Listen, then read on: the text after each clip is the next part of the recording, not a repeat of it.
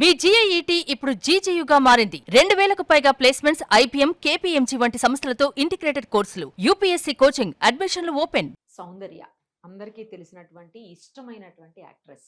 ఏకంగా ఆమెను సావిత్రి గారితో పోల్చేవాళ్ళు. అంతటి మహానటి అని చెప్పేసి. అలాంటి ఆమె సడన్గా చాలా చిన్న వయసులోనే చనిపోయారు.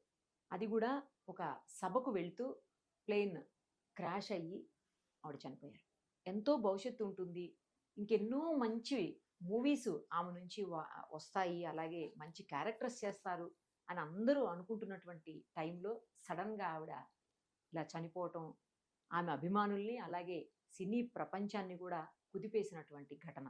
త్వరలో అంటే రేపు 18th ఆమెది పుట్టినరోజు. ఆ సందర్భంగా ఒక్కసారి ఆమెను గుర్తు చేసుకుంటూ ఆమెకు సంబంధించినటువంటి అనేక విషయాలని మనతో చర్చించేందుకు ప్రముఖ జ్యోతిష్య పండితులు నందిబట్ల శ్రీహరి శర్మ గారు ప్రస్తుతం మనతో పాటు ఉన్నారు. ఒక్కసారి వారితో మాట్లాడదాం. గురుగారు నమస్తే. వాగర్థావివ సంపృక్తౌ వాగర్థ ప్రతిపత్తయే జగతః పితరౌ వందే పార్వతీ పరమేశ్వరౌ ఆదిత్యాయ చ సోమాయ మంగళాయ బుధాయ చ గురుశుక్రశనిభ్యశ్చరాహవే కేతవే నమః. శృంగేరి జగద్గురు పీఠాధిపతులకి, కంచి పీఠాధిపతులకి నమస్కారములు తెలియచేసుకుంటూ కార్యక్రమాన్ని ప్రారంభిద్దాం. గురుగారు, సౌందర్య గారి గురించి అందరికీ తెలిసిందే. ఎంతో మందికి ఇష్టమైనటువంటి యాక్ట్రెస్ ఆవిడ. ఎంతో మంది అసలు ఆమె ఉంటే చాలు మూవీలో అని అప్పట్లో చూసేవారని చెప్పేసి ఇప్పటికీ చెప్తా ఉంటారు అందరూ.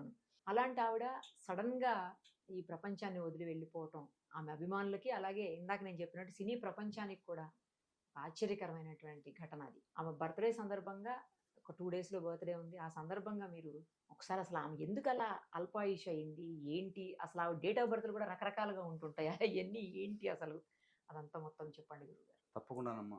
వీక్షిస్తున్నటువంటి ప్రేక్షకులు అందరూ కూడా కార్యక్రమాన్ని ఆశాంతం వీక్షించే ప్రయత్నం చేయండి. ఎందుకనంటే 90 దశకంలో ఉన్నటువంటి వాళ్ళందరికీ కూడా ఎంతో ఇష్టమైన అమ్మాయి. ఇటువంటి అమ్మాయి మన ఇంట్లో పుట్టాలి, ఇలాంటి లక్షణాలు ఉన్న అమ్మాయి మన ఇంటి కోడలుగా రావాలి, ఇలాంటి లక్షణాలు ఉన్న అమ్మాయి మా తల్లిగా ఉండాలి, మా చెల్లిగా ఉండాలి, మా అక్కగా ఉండాలి. ఇలా ప్రతి కుటుంబము కూడా తనని ఓన్ చేసుకున్నటువంటి ప్రజానికమే ఈ 2 తెలుగు రాష్ట్రాలు. కేవలం తెలుగే కాకుండా తమిళ్, కన్నడ, మలయాళంలో కూడా గొప్పగా పేరు ప్రఖ్యాతులు సంపాదించుకుంది తన నటన ద్వారా. అలాగే బాలీవుడ్లో కూడా అంత లెజెండ్ అయినటువంటి అమితాబ్ బచ్చన్తో కూడా యాక్ట్ చేసి అందరినీ మెప్పించింది. సావిత్రి తర్వాత మరో సావిత్రి సినీ ఇండస్ట్రీకి దక్కింది అని చెప్పి చాలా సంతోషపడినటువంటి రోజులు ఆ రోజులు ఉన్నటువంటి. అంతేకాకుండా ఆమె ఎన్నో ఆశలు ఆశయాలతో తన జీవితంలో ప్రతి వ్యక్తి ప్రారంభిస్తాడు. కానీ ఆమె జీవితంలో ఎవరు చూడనటువంటి ఉన్నతమైనటువంటి స్థానాన్ని ఎందుకు చేరుకుంది? ఒకటి ప్రధాన అంశం కీర్తి ప్రతిష్టలు. ప్రతి మూవీ కూడా ఆమెను ఒక గోల్డెన్ లెగ్గా భావించారు. ప్రతి ప్రొడ్యూసర్స్ కూడా ఆమె ఉంటే చాలు పూర్తిగా సినిమా హిట్ అయిపోతుంది అనేటువంటి ఆలోచనతో కూడా ఉండిందమ్మా. అంతేకాకుండా ప్రధానంగా తన జీవితంలో నిండైనటువంటి తత్వానికి మహిళగా వివాహం చేసుకొని తదనంతరం ఆమె ఒక సందర్భంలో కూడా చెప్పింది, ఇంకా నేను సినిమాలకి ఫుల్ స్టాప్ పెట్టేద్దాం అనుకున్నాను, ఫ్యామిలీ లైఫ్ని. ఎందుకంటే సగటు మహిళ ఎలా, భారతీయ మహిళ ఎలా ఉంటుందో అలాగే ఎంత గొప్ప స్థానానికి వచ్చినా ఆ స్థానానికి వన్నె తెచ్చే విధంగా ఆమె ప్రవర్తన, మాట తీరు ఉందే తప్ప అహంకార ధోరణితో ఆ స్థానాన్ని అడ్డు పెట్టుకుని అహంకార ధోరణితో ఏమాత్రం కూడా ఆమె ప్రవర్తించలేదు అని చెప్పడానికి నా జీవితంలో జరిగిన ఒక సంఘటన కూడా అది నేను గమనించగలను. ఎందుకంటే ఈ మాట ఎవరో మనం సినిమా ఇండస్ట్రీలో చెప్తే మనం కాదమ్మా, నా జీవితంలో. ఎందుకంటే నేను 2002-03 ఆ సంవత్సరంలో ఒక సంస్థలో పనిచేస్తున్నాను. అకౌంట్స్ ఎగ్జిక్యూటివ్ అసిస్టెంట్ అకౌంటెంట్ గా పీజీ కంప్లీట్ చేసి. మా ఎండి కోసం అంటే ఆ రోజు ఎవరైనా రాకపోతే కాల్స్ లిఫ్ట్ చేసే బాధ్యత ఎవరైనా తీసుకున్నారు. నేను అలా ఆ రోజు కూర్చున్నాను, నాకు కాల్ వచ్చింది. ఏమండి పలానా మా రఘురామ్ గారు ఉన్నారా అని అడిగారు. అంటే లేరండి అని. లిఫ్ట్ వచ్చిన తర్వాత ఎవరైనా అడుగుతాం కదా, ఎవరండి మీరంటే, నేనయ్యా సౌందర్యని మాట్లాడుతున్నాను అంటే ఆ వాయిస్ ఇప్పటికీ నాకు గుర్తుంది. అంత హంబుల్నెస్తో చాలా కలివిడిగా, అంటే ఎవరు పరిచయం ఉన్న వ్యక్తికి మాట్లాడినట్టుగానే మాట్లాడింది తప్ప అహంకార ధోరణితో మాట్లాడలేదు. ఇప్పటికీ నా మనసులో ఆ యొక్క వాయిస్ వినబడుతూనే ఉంటుంది గుర్తు తెచ్చుకున్నప్పుడల్లా.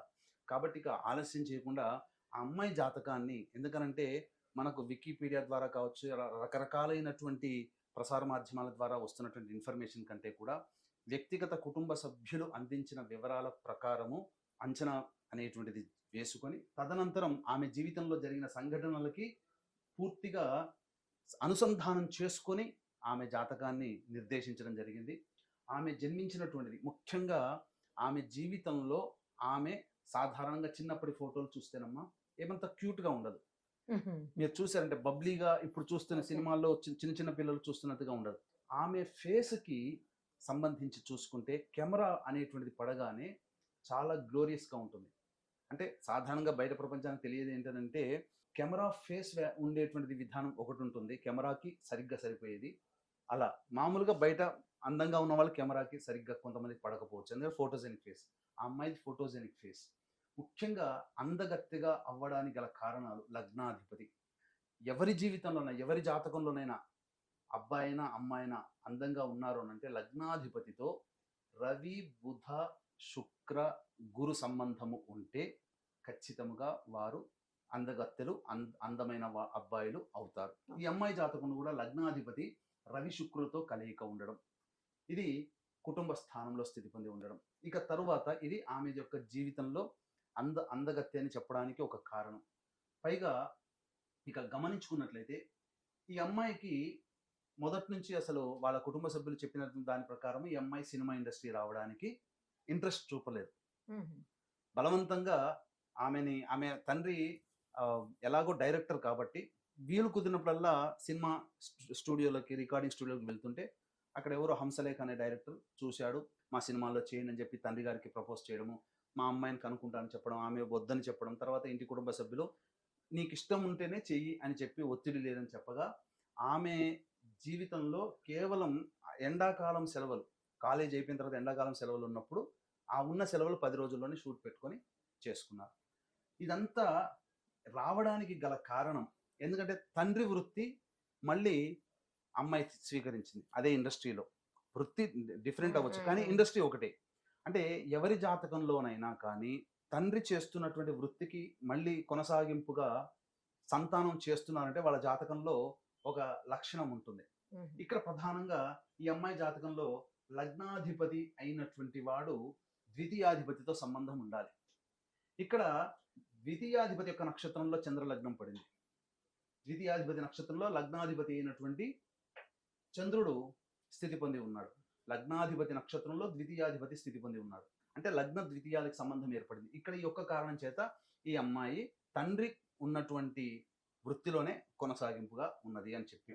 ఇక రెండవ విషయానికి వచ్చేసేసరికి ఆమె 91 అనేటువంటి దాంట్లో అయిన తర్వాత 92లో ఆమె ఇండస్ట్రీ ప్రవేశం చేసిందని. తర్వాత ఈ 91 నుంచి ఎందుకు ఈ అమ్మాయి జీవితంలో అత్యున్నతమైనటువంటి స్థానానికి చేరుకుంది. తర్వాత ఈ అమ్మాయి మామూలు సినిమానే చేసింది కానీ ఆఫర్స్ వెల్లువెత్తేసేసరికి తండ్రి తన ఒకానొక సందర్భంలో ఎందుకు ఇంత ఆఫర్స్ ఎక్కువ అవుతున్నాయి అని చెప్పి ఒక మంచి జ్యోతిష్యుల దగ్గర తీసుకొని వెళితే కొన్ని కీలకమైన విషయాలు తెలియచేసిన తర్వాత ఇది ఆమె విధి రాత అని తెలుసుకోవడం జరిగింది. తదనంతరం సినిమాలు అనేటువంటి చూసారంటే కేతు మహాదశ. ఈ కేతు మహాదశ 8 సెప్టెంబర్ 91 నుంచి 8 సెప్టెంబర్ 98 వరకు జరిగినటువంటిది ఈ కేతు మహాదశ. ఇక్కడ ఈ అమ్మాయి జాతకంలో లగ్నాత్తు కేతువు లాభస్థానంలో స్థితి పొంది ఉండి లగ్నానికి యోగకారకుడైనటువంటి శుక్రుడి నక్షత్రంలో స్థితి పొంది ఉన్నాడు.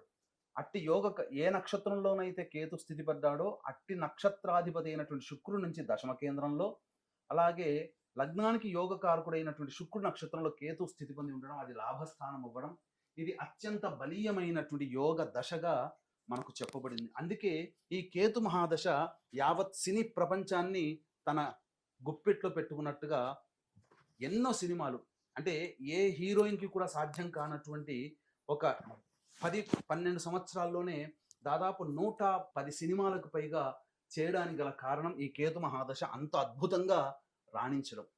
ఇక రెండవ విషయం, ఆమెకి చాలా విషాదకరమైనటువంటిది, చాలా బాధపడేటువంటి సంఘటన మరియు ఆనందపడేటువంటి సంఘటన ఒకే సంవత్సరంలో జరగడం. అదే తండ్రి మరణము 1995లో జరిగింది. అంటే ఇక్కడ గమనించుకున్నట్లయితే ఈ అమ్మాయి జాతకంలో ఈ యొక్క కేతు మహాదశలో రాహు యొక్క అంతర్దశ జరుగుతుంది. ఆ సందర్భంలో యోగము అవయోగం ఒకేసారి. సాధారణంగానే రాహు అనేటువంటి వాడు పితృమారకుడు. అంటే వీక్షించేటువంటి ప్రేక్షకుల్లో కూడా చాలా మంది జాతకాల్లో చూడడం జరిగిన ఇది నిస్సంశయం, అందులో ఏం సందేహం లేదు. రాహు దశ కానీ అంతర్దశ కానీ ఉన్నప్పుడు జాగ్రత్త పడాలి. ఇది ఆ అమ్మాయి జాతకరీత్యా తండ్రి మారకాన్ని సూచిస్తుంది. ఎప్పుడు 17 ఈ సంబంధించినటువంటి కేతువులో రాహువులో కేతువు జరుగుతుండగా మార్చి 95న చనిపోవడం జరిగింది. ఆ కేతువులో రాహువు శుక్రస్థానంలో స్థితి పొంది ఉండి లగ్నాత్తు పంచమ స్థానం అవ్వడం, అట్టి కేతువు లాభస్థానంలో ఉండి యోగకారకుడైనటువంటి శుక్రుడు నక్షత్రంలో ఉండడం, అట్టి శుక్రుడు ధనస్థానంలో స్థితి పొంది ఉండడం, విపరీతమైనటువంటి యోగ కారకత్వం కేతువులో రాహు ఉన్నప్పుడు జరిగింది. అంటే ఆ సంవత్సరంలో దాదాపు 11 సినిమాలు రిలీజ్ అవ్వడము, ఆ 11 సినిమాలు హిట్ అవ్వడము ఆమె జీవితంలో ఒక గొప్ప మైలురాయిగా చెప్పవచ్చు. అమ్మోరు సినిమా అప్పుడే రిలీజ్ అయింది. అమ్మోరు తర్వాతనే ఈ అమ్మాయికి అనగా సౌందర్యకి చాలా క్రేజ్ అనేటువంటిది పెరిగిందని చెప్పవచ్చు. ఇక జాతకరీత్యా తండ్రి మరణం, తదనంతరం వివాహము. ఈ వివాహ విషయానికి వచ్చేసేసరికి ఇక్కడ ప్రధానంగా ఈ అమ్మాయికి సంబంధించి చిన్నప్పటి కుటుంబ సభ్యుడే వరుసకి మేనమామ అవుతాడు.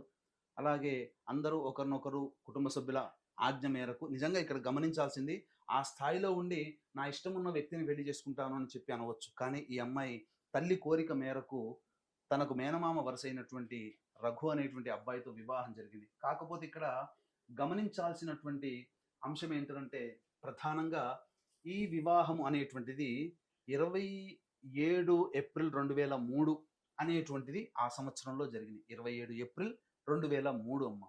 ఆ వివాహము జరిగినటువంటి సమయం మనకు తెలియదు. కానీ చుట్టుపక్కల ఉన్నటువంటి పరిస్థితులు కనుక గమనిస్తే చీకటిగా ఉంది.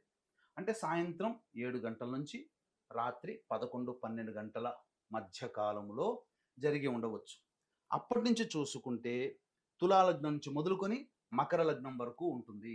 అనుకోవడం కాదు, తులాలగ్నం నుంచి మొదలుకొని సాయంకాలం ఆ సమయం 7 గంటల నుంచి మొదలు పెడితే రాత్రి 12 వరకు కూడా తులాలగ్నము నుంచి ఈ యొక్క మకర లగ్నం వరకు కూడా ఆ వివాహ లగ్న సమయాలు ఉంటాయి. తులాలగ్నమే వేసుకున్న అష్టమంలో రాహువు, సప్తమంలో రవి బుధ, ఇది వివాహ ముహూర్తానికి ఏమాత్రం యోగం కాదు. అలాగే ఇక్కడ వృశ్చిక లగ్నం వేసుకున్నా కానీ సప్తమంలో రాహు, అష్టమంలో శని ఏమాత్రము కాదు. ధనుర్లగ్నానికి వేసుకున్న సప్తమంలో శని, అష్టమంలో గురువు. అలాగే మకర లగ్నానికి వేసుకున్న లగ్నంలో కుజుడు, సప్తమంలో గురువు, ఇది లగ్నంలో పాపగ్రహం. కాబట్టి 7 గంటల నుంచి మొదలుకొని మధ్యరాత్రి 12-1 గంట వరకు కూడా ఈ లగ్నాల్లోనే ముహూర్తాలు ఉంటాయి. ఆ రోజుల్లో అసలు ఇవన్నీ కూడా సరైన ముహూర్తము కాదు. ఎందుకనంటే ముహూర్త లగ్నానికి ప్రధానంగా వివాహానికి సంబంధించి సప్తమ శుద్ధి కావాలి. ఏ ముహూర్తానికైనా అష్టమ శుద్ధి కావాలి. ఈ తులాలగ్నం నుంచి మొదలుకొని మకర లగ్నం వరకు కూడా ఎక్కడా సప్తమ శుద్ధి, అష్టమ శుద్ధి అనేటువంటిది లేదు. ఈ కారణం చేత ఈ వివాహ ముహూర్తం సరైనది కాదు. కాబట్టి అంతేకాకుండా మనకు వెస్ట్రన్ కంట్రీలో ఒక నానుడి ఉంది, 13వ సంఖ్య అనేటువంటిది చాలా చెడ్డది అని చెప్పేసేసని చాలా మంది ఆ 13 నెంబర్లో ఉండడానికి ఇష్టపడరు, ప్లాట్ నెంబర్ 13 రావడానికి ఇష్టపడరు. కానీ అసలు 13 అనేటువంటి సంఖ్యకి ప్రధాన పాత్ర మన భారతదేశం నుంచే ప్రారంభం. మన హిందూ సనాతన సంప్రదాయం 13 అనేటువంటిది వెస్ట్రన్ కాదమ్మా. మన మూలాల నుంచి, సనాతన హిందూ ధర్మం మూలాల నుంచి ఆ 13 సంఖ్య మంచిది కాదు అనేది వచ్చింది. ఎందుకు చెప్తాను, ఎందుకంటే ఆమె వివాహమైనటువంటిది ఆదివారము బహుళ ద్వాదశి. ద్వాదశి అంటే ఏంటి? 12వ తారీఖు, 12 అని అర్థం సంస్కృతంలో. ద్వాదశి అంటే 12. వారంలో మొదటి వారం ఏంటి? ఆదివారం. 12 + 1 కలిపితే ఎంత? 13. అట్లాగే ఈ యొక్క ఏకాదశి మరియు సోమవారం తిథి పనికిరాదు. అంటే ఏకాదశి అంటే 11, సోమవారం అంటే 2 పనికిరాదు. అలాగే దశమి మంగళవారము, నవమి గురువారం, అష్టమి శుక్రవారం, సప్తమి శనివారం, ఇవేవి కూడా షష్ఠి తిథి శనివారం. అంటే 6, 7 ఇలా ఏది చూసినా వారము తిథి కలిస్తే 13 వస్తుందో అది పనికిరాదు. అటువంటి 13 దగ్ధయోగమైనటువంటి ఆదివారము బహుళ ద్వాదశి అనేటువంటి రోజున వివాహము ఆమె చేసుకోవడం జరిగింది. ఎవరు పెట్టారో తెలియదు. ద్వాదశి నాడు సాధారణంగా ముహూర్తాలు పనికిరావు, శాస్త్ర ప్రకారం ఒప్పుకోరు. ఇక అన్నిటికంటే ప్రధానంగా ఇక్కడ పూర్వభాద్ర నక్షత్రంలో వివాహం జరిగింది. ఈ అమ్మాయి నక్షత్రానికి పనికొచ్చే నక్షత్రమే పూర్వభాద్ర. కానీ పూర్వత్రయాలు వివాహ ముహూర్తానికి పనికిరావు. అంటే పూర్వభాద్ర, పూర్వ ఫల్గుని, పూర్వాషాఢ. పూర్వ అనేటువంటి పదముతో స్టార్ట్ అయ్యే నక్షత్రాలు ఏ ముహూర్తానికి పనికిరావు. అసలు ఆ యొక్క నక్షత్రాల్లో ఎటువంటి ముహూర్తాలు పెట్టరు. ఇది ఈ విధంగా ఉంది. తర్వాత ఈ అమ్మాయికి సంబంధించినటువంటి గురుగారు ఇక్కడ చిన్న మిమ్మల్ని ఇంటరప్ట్ చేస్తున్నాను. ఇప్పుడు మనమే ఇలా చూసి చెప్తున్నాము అంటే ఆమె పెళ్లి చేసుకునే ముందు పెద్ద పెద్ద గురువులు లేకపోతే పెద్ద పెద్ద ఇలాంటి జ్యోతిషులు పండితులు ఇవేమి చూడకుండానే ముహూర్తం పెట్టుంటారంటారా? లవ్ మ్యారేజ్ అయితే వేరే విషయం. ఇది పెద్దలు కుదిరించింది. కాకపోతే అక్కడ హడావిడిగా జరిగింది. ఎందుకనంటే ఆమె నిర్ణయం మేరకు అది హడావిడిగా జరిగిందో, ముహూర్తానికి ఇలా చేసుకోవాలనో ఆ విధంగా జరిగింది. వివాహానికైతే మాత్రం ఇది ఎక్కడ కూడా ఏ పండితుడు కూడా ఎవరు ఒప్పుకోలేరమ్మా. ఈ ముహూర్త లగ్నం మాత్రం అంటే ఇక్కడ ఎట్లా ఉంటుందనంటే కొంతమంది ముహూర్త లగ్నానికి పరిహారంలో పోయిందని చెప్పి కూడా, అందుకనే మీకు ఇక్కడ ఒక క్లారిటీ ఇచ్చేది ఏంటంటే పంచాంగంలో దాదాపు ఒక నెలలో 25 ముహూర్తాలు ఇస్తారు పంచాంగ గణన సిద్ధాంతి ప్రకారం. కానీ అతను పరిహారంలో పోయిందనే భావన. కానీ బేసిక్ రూల్ ఏంటంటే ఏ ముహూర్తానికైనా పర్టికులర్ వివాహ ముహూర్తానికి సప్తమంలో గ్రహాలు ఉండకూడదు. ముహూర్త లగ్నానికి అష్టమము ఆయుస్థానం. ఆ ముహూర్తానికి ఆయువు. ఆ యొక్క అష్టమ స్థానం సరిగ్గా లేకనే కదా హరిహర బుక్కరాయల వారు స్థాపించిన విజయనగర సామ్రాజ్యం సరైన స్థానంలో కాకుండా ముందుగానే ముహూర్తం చేయడం వల్ల 440 సంవత్సరాలు మాత్రమే ఉంటుందని చెప్పి శృంగేరి పీఠాధిపతి విద్యారణ్య స్వాముల వారు చెప్పారు. తొందరపడి ముందుగా చేశారు, చెప్పిన ముహూర్తానికి కాకుండా. ఈ విధంగా ముహూర్తానికి ఉంటాయి. పెట్టినటువంటి వ్యక్తి మంచి ముహూర్తంగానే పెట్టారు, కానీ ఇక్కడ జరిగే తంతు తర్వాత జరిగి ఉండొచ్చు, ముందు జరిగి ఉండొచ్చు. కానీ ఆ రోజు మాత్రం బహుళ ద్వాదశి ఆదివారం పనికిరాదమ్మా. ఇది సాధారణంగా. ఆమె మరణం కూడా ఆమె తదనంతరం ఆ కేతు మహాదశ యావత్తు కూడా ఒక ఇండస్ట్రీని ఒక మహారాణిలాగా వెళ్ళింది. ఏ సినిమా అయినా ఆమె ఉంటే చాలు అన్ని హిట్ అయిపోయాయి. కానీ శుక్ర మహాదశ ప్రారంభం అవ్వడం, ఈ తదనంతరం ఆమెకి అకాల మరణం అనేటువంటిది ఏర్పడింది. అంటే అకాల మరణం అంటే దానికి రీజన్ ఏంటి? మరి అన్ని బాగున్నాయి అంటే ఆమె అంతా అప్రతిహతంగా వెళ్తుంది, కొనసాగుతుంది ఆవిడ జీవితం అంతా కూడా, ఎందుకు మరి అలా జరిగింది? ప్రధానంగా ఈ అకాల మరణానికి నా రీసెర్చ్ అనేటువంటిది అల్పాయుర్ధాయము. ముఖ్యంగా ఆయుర్దాయ విషయంలోకి వచ్చేసేసరికి అల్పాయుర్ధాయము అంటే 32 సంవత్సరాలు, మధ్యమాయుర్ధాయము 70 సంవత్సరాలు, దీర్ఘాయుర్ధాయము 100 సంవత్సరాలు, అతి దీర్ఘాయుర్ధాయము 120 ప్లస్ వరకు కూడా ఇన్ని ఉంటాయి. ముఖ్యంగా అల్పాయుర్ధాయ నక్షత్రాలలో ఒకటైనటువంటి నక్షత్రంలో జన్మించింది. అల్పాయుర్ధానికి అనేక కారణాలు ఉన్నాయి. తర్వాత ఇక్కడ ప్రధానంగా షష్టమాధిపతి అయినటువంటి కుజుని యొక్క పాప దృష్టి మారక స్థానాధిపతి అయినటువంటి చంద్రుడి మీద పడడం ఇక్కడ బలహీనమైపోయింది. ఇది ఒక అల్పాయుర్దాయానికి ఒక సూచిక. ఇక తరువాత ప్రధానంగా లగ్నము ద్విస్వభావ లగ్నము, చంద్రుడున్న రాశి ద్విస్వభావ లగ్నం. ఇవి అవ్వడం ఇది అల్పాయుర్దాయానికి గట్టి సంకేతంగా చెప్పవచ్చు. ఇక ప్రధానంగా అష్టమాధిపతి అయినటువంటి శని, వ్యయాధిపతి అయినటువంటి శుక్రుడు, లగ్నాధిపతి అస్తంగతులై బలహీనుడైపోయి ఉండడం అల్పాయుర్దాయానికి సూచిక. ఇక ప్రధానంగా ఈ యొక్క జాతకంలో మారక స్థానాధిపతి, ద్వితీయ సప్తమాలు ఎవరికైనా మారక స్థానాధిపతులు. ఇట్టి మారక స్థానాధిపతి అయినటువంటి గురువు స్థిర రాశిలో వ్యయస్థానంలో ఉండడం అల్పాయుర్దాయానికి కారణం. ఇన్ని కారణాలు అప్పుడు తండ్రి గారు తెలుసుకున్నారు కాబట్టే మిన్నకుండిపోయి ఉంటారు. ఆయనకి తెలుసు, అయితే చూపించారు కదా జాతకం. ఎందుకంటే త్రిపురనేని చిట్టిబాబు గారు ఒక సందర్భంలో చెప్పారు, ఈమె 12 సంవత్సరాల కంటే ఎక్కువ ఉండదు ఇండస్ట్రీలో, ఒక కాబోయే మహారాణికి మీరు ముందుగా అడ్వాన్స్ ఇస్తున్నారని కూడా చాలా చోట్ల చెప్పారు. ఎందుకంటే చిట్టిబాబు గారితో కూడా నేను మాట్లాడడం జరిగింది. కాకపోతే ఈ యొక్క ఆయన లేరు, ఆయన ఉంటే కనుక ఖచ్చితంగా ఇంకా క్లారిటీగా ఉండేది. ఇక గమనించుకుంటే ఈ అమ్మాయికి సంబంధించి మరణము 17 ఏప్రిల్ 2004 నాడు జరిగింది. ఆ రోజున ఉన్నటువంటి స్థితి కనుక చూసుకుంటేనమ్మా బయలుదేరడమే సరైనటువంటి సమయం కాదు. ఎందుకంటే ఆ సమయంలో లగ్నంలో శని ఉన్నాడు. పైగా ముందుగా బయలుదేరిందని అనుకున్న 11:05 అన్నప్పుడు ఎంత లేదన్నా 10ంటికి అక్కడికి చేరుకుని ఉంటారు.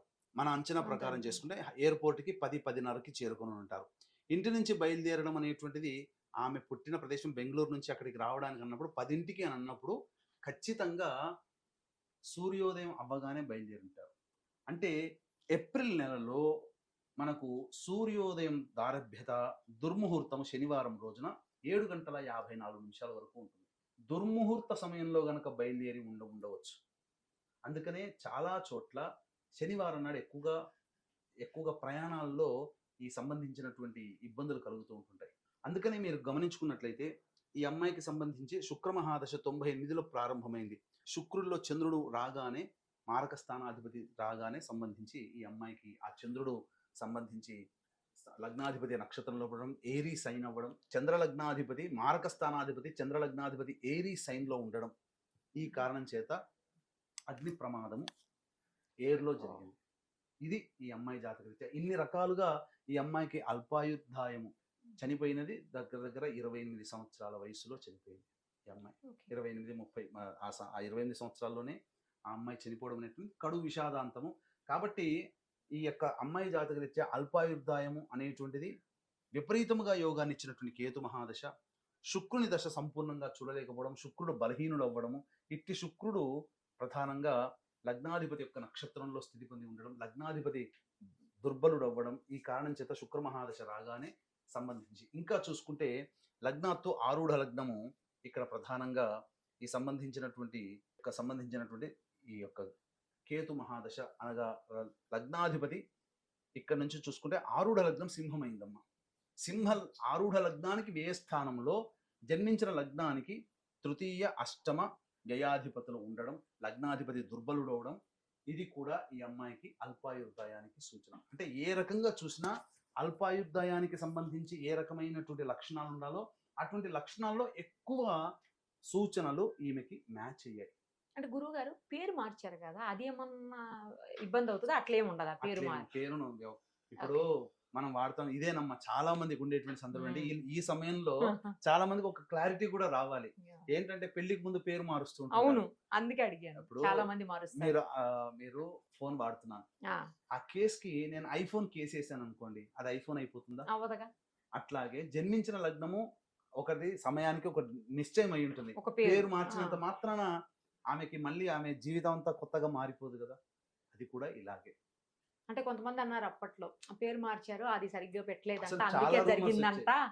అసలు చాలా రూమర్స్ ఏమొచ్చాయనంటే ఆప్తమిత్ర సినిమాది మన దగ్గర చంద్రముఖి బర్త్డే వచ్చినప్పుడల్లా ఈమెది బర్త్డే గానీ లేదా డెత్ డే గానీ వస్తుంటాయి కదా సార్, ఆ వచ్చినప్పుడు ఈమె గురించి రైట్ అప్లు వస్తా ఉంటాయి, చాలా చోట్ల రాస్తా ఉంటారు. ఆ రాసిన దాంట్లో కూడా చదివాను. ఇంకొకటి కూడా ఉంది, ఆప్తమిత్ర సినిమా మన దాంట్లో చంద్రముఖి, కాబట్టి ఆ చంద్రముఖి ఆవహించి ఆమెను చంపేసింది. ఆ సినిమా చేసిన తర్వాత ఈమె చనిపోయిన తర్వాత రిలీజ్. చంద్రముఖిలో మన చంద్రముఖి కాదు, ఓకే, కన్నడలో ఆప్తమిత్రాన్ని చేశారు. కన్నడ చంద్రముఖి. అందులో విష్ణువర్ధన్ కూడా వెంకటేష్ పోషించిన పాత్ర పోషించాడు మన చంద్రముఖిలో. కాబట్టి రజనీకాంత్ పోషించిన పాత్ర తమిళ్లో అక్కడ విష్ణువర్ధన్ అనే యాక్టర్ పోషించాడు. ఆయన కూడా తదనంతరం చనిపోయాడు. అప్పుడు ఏమనుకున్నారు, ఈ ఇద్దరిని చంద్రముఖి ఆత్మనే తీసుకుపోయింది అని. మరి అలా అంటే మన తెలుగులో చేసిన జ్యోతిక ఉన్నారు, అదే రజనీకాంత్ గారు అందరూ ఉన్నారు కదా. అదే ఈ రూమర్స్ అన్ని రూమర్సే తప్ప ఊహాగానాలు తప్ప ఒరిజినల్ కాదమ్మా. సో మొత్తానికి ఆవిడ జాతకం గురించి తండ్రికి ముందే తెలుసు. ముందే తెలుసు కాబట్టి ఈమె 12 సంవత్సరాల కంటే ఎక్కువగా ఉండదు. కాబట్టి కాబోయే సినీ మహారాణికి మీరు ముందుగా అడ్వాన్స్ ఇస్తున్నారు, గుర్తుపెట్టుకోండి అని చెప్పారట చిట్టిబాబు గారికి, త్రిపురనేని చిట్టిబాబు గారికి. ఆయన ఇంటర్వ్యూలో కూడా నేను చూడడం జరిగింది, ఆయనే స్వయంగా చెప్పారు. విచిత్రం ఏంటంటే ఆయన ఇంట్రొడ్యూస్ చేశారు, మళ్ళీ లాస్ట్ సినిమా ఆయనదే. అవునా? Okay okay. గెలుపు అనే సినిమాలో గెస్ట్ రోల్ వేసింది.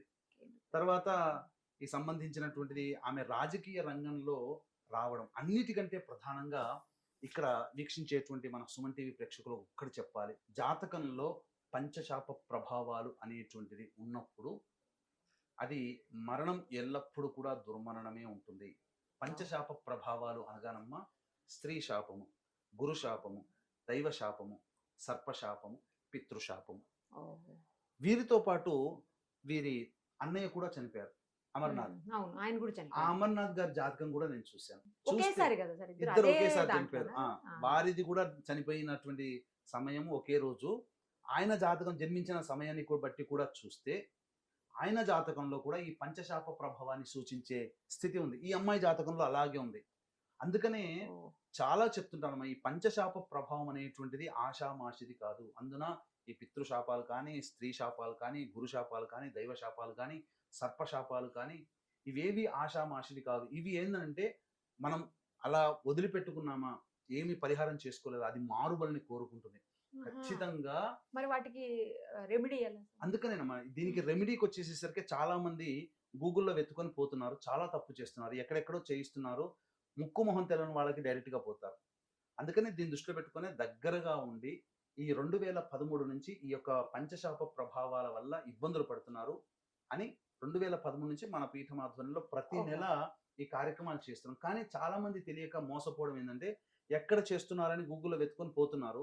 అక్కడ ముక్కు మొహం తెలవని వ్యక్తులు వాళ్ళు. మనల్ని పెద్దగా పట్టించుకోరు. మనకు తెలవని వ్యక్తులతోని మనం చేయించుకొని వాళ్ళు నిజం చేశారా? పూర్తిగా పూజ చేశారా? తెలియదు గదా! చేసుకొని వచ్చామని తృప్తి ఉంటుంది. కానీ శాస్త్రీయ ప్రకారం జరగట్లేదమ్మా. ఇది ఒకటి. పైగా వీడియోలో పెట్టగానే ఎవరు పడితే వాళ్ళు ఆర్గనైజ్ చేయడం వల్ల ఈ సంబంధించినటువంటి దానికి శాస్త్రీయ ప్రక్రియ తగ్గిపోతుంది. ఓహో. ఇది ఒకటి. ఇది ఒక బిజినెస్‌గా ఈ పంచశాప ప్రభావాలను ఒక బిజినెస్‌గా ప్రమోట్ చేసుకోవడం జరిగింది.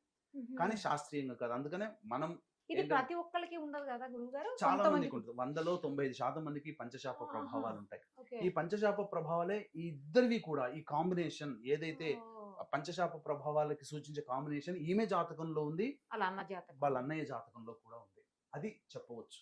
అందుకనే ప్రధానంగా ఈ ఇద్దరికి సంబంధించి ఒకేసారి మరి అలా అంటే దోష నివారణ, దోష పరిహారం చేసుకుంటే పోతాయా స్వామి అవి? ఇక్కడ నేను ఒకటి చెప్పదలుచుకుంది ఏంటంటేనమ్మా, ఈ యొక్క దోష నివారణ జరిగితే ఈ జనరేషన్ కంటే తర్వాత జనరేషన్ కష్టాలు పడరు.